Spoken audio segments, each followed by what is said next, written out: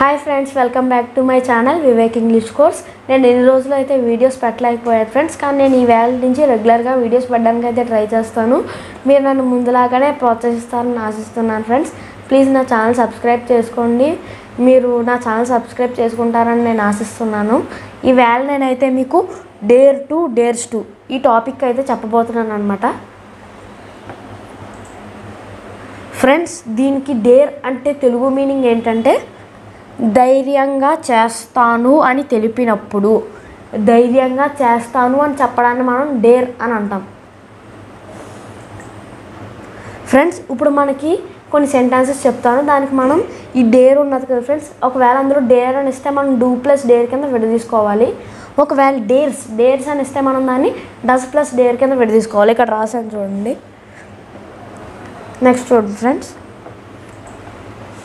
Friends, first అయితే dare to sentences చెప్తున్నాను, మీరు చూడండి. First, I dare to question. I dare to question అంటే నేను ధైర్యంగా ప్రశ్నిస్తాను అంటున్నాను.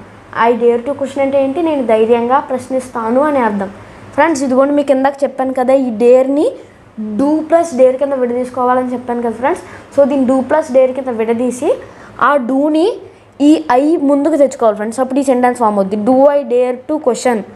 ఇవి ఇంట్రాగేటివ్ క్వశ్చన్ అనమాట ఫ్రెండ్స్, అంటే ఇంట్రాగేటివ్ సెంటెన్స్.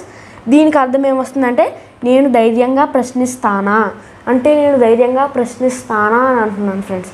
నెక్స్ట్ చూడండి, ఇక్కడ ఈ ఐ ఉన్నది కదా ఫ్రెండ్స్. ఈ ఐని మనం ఫ్రంట్కి తెచ్చుకుని ఈ డోకి నెగిటివ్ సెంటెన్స్ యాడ్ చేయాలంటే డు నాట్, డోంట్ అంటే ఇప్పుడు యాడ్ చేస్తే అప్పుడు ఏమవుతుంది friends? I don't dare to question. I don't dare to question అంటే అర్థం ఏమిటి ఫ్రెండ్స్? నేను ధైర్యంగా ప్రశ్నించను, నేను ధైర్యంగా ప్రశ్నించను అని అంటున్నాను అనమాట ఫ్రెండ్స్. నెక్స్ట్ చూడండి, ఈ ఐని మళ్ళీ పాత ప్లేస్కి తెచ్చుకొని ఈ డోంట్ని ఎదర పెట్టుకుంటా ఫ్రెండ్స్, ఫ్రంట్కి తెచ్చేయాలి ఫ్రెండ్స్ డోంట్ని. అప్పుడు సెంటెన్స్ ఏమో ఫామ్ అవుద్దంటే don't I dare to question. Don't I dare to question అంటే ఏంటంటే నేను ధైర్యంగా ప్రశ్నించనా, నేను ధైర్యంగా ప్రశ్నించనా అని అంటున్నాను అనమాట ఫ్రెండ్స్. నెక్స్ట్ చూడండి, ఇప్పుడు డేర్స్ టు చెప్తాను ఫ్రెండ్స్. నెక్స్ట్ చూడండి ఫ్రెండ్స్, డేర్స్ టు. ఇప్పుడు డేర్స్ టూలో అయితే మనం డేర్స్ని డస్ ప్లస్ డేర్ కింద విడదీసుకోవాలన్నమాట ఫ్రెండ్స్. ఇందాక మనం డూ ప్లస్ డేర్ కింద విడదీసాం కదా, అలాగే ఫస్ట్ చూడండి, he dares to take decisions. He dares to take decisions అంటే దీని అర్థం ఏంటి? అతడు ధైర్యంగా నిర్ణయాలు తీసుకుంటాడు. అతడు ధైర్యంగా నిర్ణయాలు తీసుకుంటాడు అని అర్థమైతే వస్తుంది ఫ్రెండ్స్ మీకు. నెక్స్ట్ చూడండి, ఈ డేర్స్ని మనం డస్ ప్లస్ డేర్ కింద ఇప్పుడు తీసుకోవాలని చెప్పాను కదా ఫ్రెండ్స్. ఇప్పుడు ఆ డస్ని అయితే ఫ్రంట్కి తెచ్చుకోవాలి. మీరు ఫ్రంట్కి తెచ్చుకుంటే అప్పుడు does he dares to take decisions అని వస్తుంది అనమాట ఫ్రెండ్స్. దీని అర్థం ఏమిటంటే అతడు ధైర్యంగా నిర్ణయాలు తీసుకుంటాడా, అతడు ధైర్యంగా నిర్ణయాలు తీసుకుంటాడా అని అర్థమైతే వస్తుంది ఫ్రెండ్స్. ఇప్పుడైతే నెగిటివ్ సెంటెన్స్ ఇక్కడ చూడండి. ఫస్ట్ హీనైతే ఫ్రంట్కి తెచ్చేసుకోండి, తర్వాత ఈ డస్ని ఇక్కడికి తెచ్చుకుని సెకండ్ పొజిషన్కి తెచ్చుకుని దానికి నెగిటివ్ సెంటెన్స్ నాట్ యాడ్ చేస్తే doesn't. He doesn't dare to take decisions. దీని అర్థం ఏంటంటే అతడు ధైర్యంగా నిర్ణయాలు తీసుకోలేడు, అతడు ధైర్యంగా నిర్ణయాలు తీసుకోలేడు అని అర్థమైతే వస్తుంది ఫ్రెండ్స్. నెక్స్ట్ చూడండి, doesn't he dares to take decisions.